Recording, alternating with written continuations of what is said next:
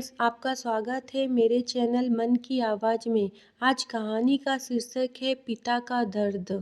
चलिए अब हम इस कहानी को सुनते हैं। एक छोटे से गांव में मोहन नाम का व्यक्ति अपने बेटे अर्जुन के साथ रहता था। मोहन ने पूरी जिंदगी मेहनत करके खेती बाड़ी से थोड़ा बहुत धन, घर और जमीन जुटाई थी। उसे हमेशा लगता था कि उसका बेटा भी उसी रास्ते पे चले, मेहनत करे और परिवार की इज्जत बनाए रखे। लेकिन अर्जुन के सपने अलग थे। वह शहर जाकर कुछ बड़ा करना चाहता था। एक दिन पिता पुत्र के बीच में बात इतनी बढ़ गई कि मोहन ने गुस्से में कहा, अगर तुझे मेरी बात पसंद नहीं तो ये घर, खेत सब मेरे पास रख और चला जा अपनी दुनिया बनाने।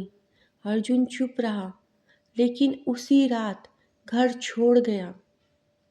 पिता को लगा कुछ दिनों में लौट आएगा, पर वो नहीं आया। शहर में अर्जुन ने बहुत संघर्ष किया। कभी भूखा रहा, कभी अपमान झेला, लेकिन हार नहीं मानी। उसने छोटे कामों से शुरुआत की और अपनी ईमानदारी व मेहनत से धीरे धीरे कारोबार खड़ा कर लिया। लोग उसे सम्मान से पहचानने लगे। वो देखो, मोहन का बेटा जिसने सब कुछ अपनी मेहनत से पाया है। उधर गांव में मोहन बूढ़ा हो गया। उम्र के साथ पछतावा भी बढ़ गया था। उसे हमेशा अपने बेटे की याद सताती थी।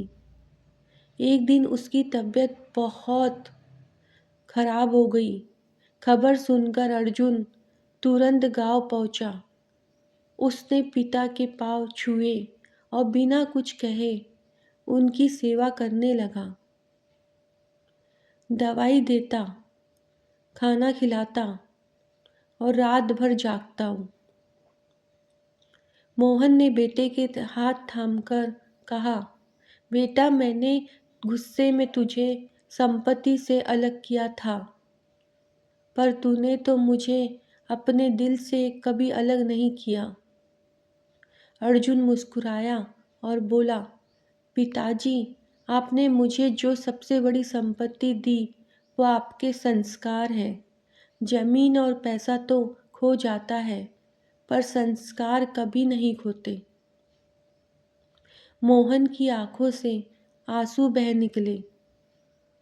उन्होंने बेटे को गले लगाया हुए कहा, अब समझ आया, असली दौलत तो ऐसे बेटे में है जो अपनों से कभी मुंह नहीं मोड़ता।